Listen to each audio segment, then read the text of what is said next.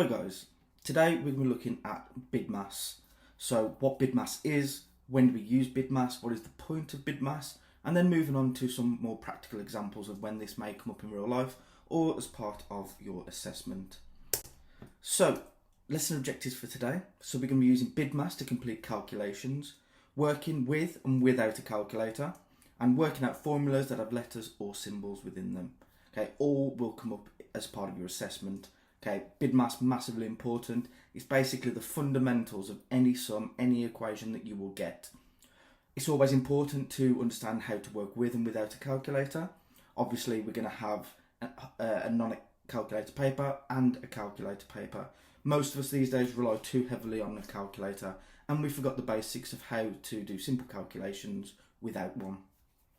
And then moving on to formulas that have letters and symbols and where they may come up as well. Okay, so Bidmas, also known as Bodmas or PEMDAS, depends on when you grew up. Okay, when I was at school it was Bodmas, but for the purposes of today we're going to be using Bidmas because that's what tends to come up the most. So Bidmas is the order that you do any sum, any equation, any formula in. Okay, it's an acronym, we break it down. Okay, we start from the beginning, work our way through. So, B, brackets. So, whenever there is anything within the brackets, that's where we start. Okay, so for example, if we had 5 times 40, we would work this out first before we did anything else. So if it was 5 times 40 times 2, we wouldn't do 5 times 40 times 2. We would do 5 times 40, which is 200. Then we would multiply that by 2. So whatever is in the brackets, we do first. Next up is indices. So indices are your squareds, your cubes, or your square roots. Okay, most commonly in the exams that I've seen is squareds and cubes. Okay, squared would be this little 2 that is above, or cubed is this little 3. This does not mean 5 times 2, it does not mean 3 times 3. It means the number multiplied by itself that many times. So 5 squared would be 5 times 5. 3 cubed would be 3 times 3 times 3. So 3 times. So 4 squared would be 4 times 4, 4 times 4, which would be 16. Okay, 5 cubed would be 5 times 5 times 5, which is actually 125. Okay, then we get on to the bread and butter, what we know. So division, multiplication, addition, subtraction, in that order. So it doesn't matter what order it is in the sum. We don't go from the beginning to the end of the sum. Okay, we go in this order. So division, multiplication, then addition, then subtraction. So wherever it is in the sum is where we would do it. Okay, so the next elements of Bidmas are the 4 most commonly used. Okay, and we do it in that order. So for examples, the first 2 here are the same numbers in the same order. Okay, but we're going to be using Bidmas. Okay, so B-I-D-M-A-S. Just right there, just to give myself just a bit of information. So we start with the first one. So brackets first. 2 plus 6. So whatever we do, we just substitute that in. So it's 8 squared, take away 3. So I've done the brackets, tick it off. Next is the indices. Yep, we still got indices, so it's 8 squared. So that doesn't mean 8 times 2, it means 8 times 8. So now it's 64, take away 3. Tick. There's no division, there's no multiplication, there's no addition, subtraction. So we end up with 61. Okay. Next, we go for the brackets again. So in the brackets now there is an indices, so we do that as well. So it's 2 plus 6 squared, so that's 36, take away 3. So then it's 2 plus 36 minus 3, which is 33, which equals 35. So there we go. 2 sums, same numbers, same order, 2 different answers, which is why using Bidmas is so important. Okay, we come out with 2 completely different answers. Okay, next one. So we've got 2 sets of brackets now. Doesn't matter what order we do them in, because they're in brackets, they have no effect on each other just yet. So 360 plus 60, so that's going to be 420, divided by 3 times 7, which is 21. So now I've substituted the answers in, so which work that out, which comes out at 20. Okay, next one. So we look at Bidmas again. So it's 5 squared take away 4 times 36 divided by 6, which is 6. So brackets are done. Next is the indices. So it's 25 take away 4 times 6. Okay, this is where now a common mistake occurs. A lot of people will just now do 25 take away 4 is 21 times 6. That wouldn't be right, because as we can see from Bidmas, we've done the brackets, we've done the indices, there's no division, but next is actually multiplication. So we do the multiplication, which is 4 times 6, so it's 25 take away 4 times 6, which is 24, so the answer comes out at 1. If we just did it in this order, our answer would actually come out over 100, okay, which you can see is very different from the answer that we've got here. Okay, last one. So this one is sort of an exception to the rule. Okay, this big line across the middle, that means divide. So it's basically whatever's on the top divided by whatever's underneath. Okay, if we think about it, it's basically got brackets around it. That's why we do these separately. So even though division is third, we can't actually do the division until we've worked out the top and the bottom. So if we did the top, so it's 16 times 4, which is 64, take away 14, which is 50, over 3 squared, which is 9, take away 4, which is 5. Now we can work it out. So the answer is 10. So when you do have one that looks like this, you do whatever's on the top, then divide it by whatever's on the bottom. Okay, hopefully that made sense. Okay, so just moving quickly onto some multiplication methods. Okay, we may not have done this since we're at school, as we are so reliant on calculators these days. But as there is a non-calculator page, or paper, sorry, we need to make sure that we understand the methods. And I'll show you a couple of them. So, standard, long multiplication, which we're probably familiar with, but not have done for a while. So I'm just going to throw two numbers out, 24 times 13. So we set this up, 24 on the top. I just like having the bigger numbers at the top, multiplied by 13. Where do we start? That's the key thing. So to start with, we do 24 multiplied by the 3. Then we do 24 multiplied by the 1, which is technically 10, because it's a 10 and a 3. So 4 times 3, which is 12, carry the 1. 2 times 3, which is 6, add the 1, which is 7. So now we've done 24 times 3, we've got that. Now we do the 24 times 10. Because it's a 10, we put a 0 placeholder, then we go 4 times 1, which is 4, 2 times 1, which is 2. Now we've done it, we just need to add these up. So it's 2, 11, 3. And that would be our answer. Okay, if you just want to rewind and have a look at that again, that's absolutely fine. Right, so let me just rub this out, and we'll go for bigger numbers now, just to show you how that works. So let me just rub this out, done. Okay, so let's say it's 156 multiplied by 121. Random number, so we've got 156 multiplied by 121. Principles stay the same, so it's 156 times by 1, 156 times by 2, which is 20, and 156 times by the 1, which is 100. So 6 times 1 is 6, 5 times 1 is 5, 1 times 1 is 1. Now, because we're going down a level, 0 placeholder. 6 times 2 is 12, 2 carry the 1, 5 times 2 is 10, add the 1 is 11, 1 times 2 is 2, plus the 1 is 3.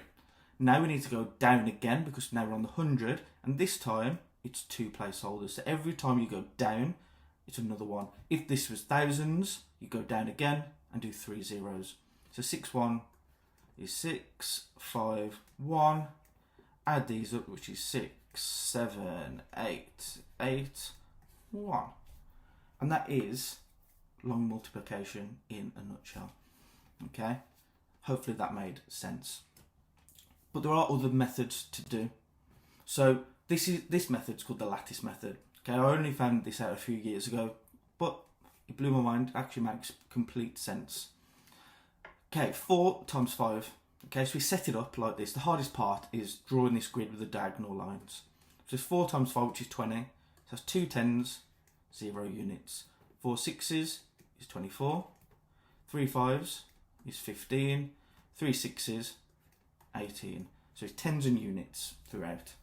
Okay, now if you just slightly tilt your head, you can see there's like these columns, these diagonal columns, and we add the numbers up in these columns. So the first one, there's only a 4, so that's 4. This is 10, so it's 1, carry the 1 into the next column. This doesn't become 11, this just means it's just an extra 1. So that's 1, 2, 3, 4, 9, and then 1. Okay, so what we do now is read this number around. 1, 9, 0, 4, and that's the answer. Somehow, I can't explain it, but it works. So that is that. Okay, so now, bigger numbers, exactly the same. 8 8s, 64, 2 8s, 16, 8 times 7 is 56, 32, 8, so that's 0, 8, because there's no 10s. 4 7s, 28, 72, 18, 63. Okay, now all I need to do is add up. So 6 on its own. This is 11, so that's 19. So that's 1, 2, 3, 4, 5, 6, 14. So that's 21, is it? 1, 4, 5, 6, 6, 14, 15, 19. Carry the 1. This one would be 8, so that's 16, 23, 3, carry the 2. Add this one up as well, so that's 2, 3, 6, that's 8, and that's 7. Now we read it round, so 7, 8, 3, 9, 9, 6. So just read it round, and there you go, there's the answer. This also works for decimals. So all we need to do really is just remove the decimal place. So this sum is 3.14 if we're using pi, multiplied by 4.5. Remove the decimals, we don't need them for now. 4 4s, 16, 4 5s, 20, 1 4 is 0, 4, 1 times 5 is 0, 5, 3 4s are 12, 3 5s are 15, and we add it up. 0, 7 and 6, 5, 11, 13, carry the 1, 11, 2, that's 4, and 1. So we've got the answer, 1, 4, 1, 3, 0. Okay, we've removed the decimal points, so now we need to put it back in. So, there's 2 decimal places in this number, 1, 2, and there's 1 in this number, 1. So you count the numbers after the decimal places, so there's 3 in total. So then we go 1, 2, 3, and pop it back in. Okay, so we just go, count the decimal points, places, pop it back in. The same for the long multiplication. Remove the decimal points. Remove the decimal points. Do the sum. When you come to the answer, count the decimal places in the 2 numbers combined, pop it back in. Okay, division. Okay, everyone's favourite. For some reason people hate division, but it's not actually that difficult.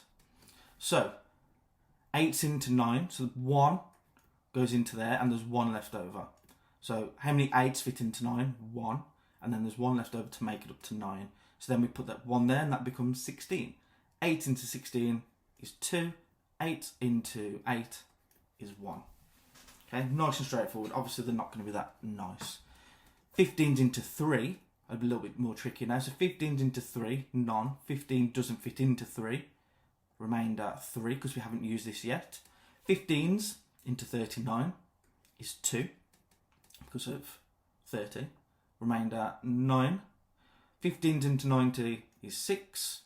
15's into 4 is 0. Remainder 4. And 15's into 45 is 3. So the answer is 2,603. Right, random now. So I'm just going to pick a number. So 2613. I'm going to divide that by 2 because I know it's not going to work. So 2's into 2 is 1. 2's into 6 is 3. 2's into 1 is none. Remainder 1. 2's into 6. 2's into 13, sorry, is 6. And we still got remainders. So what we do is put a decimal, and then we put a 0. So the remainder here, because that's going to be 12, so there's 1 left over. So 2's into 10 is 5. So 2,613 divided by 2 is 1,306.5. If there was any more remainders, you just put a 0 and keep going until it worked out. Obviously, sometimes it's not going to work out and it's just going to go on forever.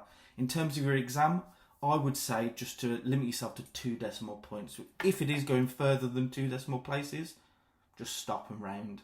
Okay, just do 2 decimal places. I think that should be fine. Okay, so here's some examples for you to have a go at. So if you would like to, just pause it right here, have a go and see what you come up with. Okay, so this is where Bidmas, non-calculator methods, calculator methods all come into play when it comes to expressions and formulas. So what is an expression or a formula? So an expression or formula is when it's a sum, but instead of numbers, you've got letters. Okay, and we just need to do something called substitution in order to make these worthwhile and make them so we can understand them. So where do we use these? Well, if you think about it, pay uses a formula in order to work out what you get paid each month. So it's going to be something similar to hours worked multiplied by rate of pay plus overtime, and then we're just substituting the figures for each one of these expressions, and we come out with your monthly wage. Okay, so pay slips. Okay, Excel. That's where the bread and butter of formulas happens these days. It does it all for us, which is why when it comes to the exam, when it asks us to do this, which is why we just need to do a bit of practice. So substitution, obviously these are very simple. So the basic one here is S take away Y, and then we just find what S is, which is 4, take away Y, which is 3, so we end up with 1. Nice and straightforward.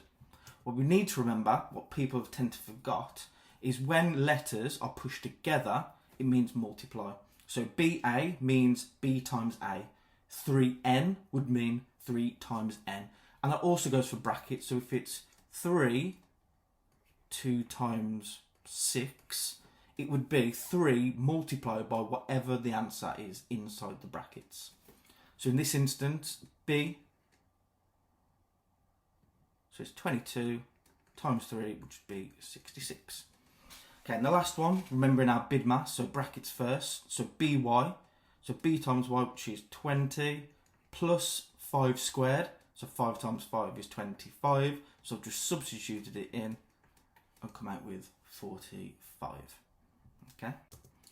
Right, so like I said, working out your pay. So human resources and accounts departments use formulas to work out people's salaries, and we use this formula, for example. So HP plus OV.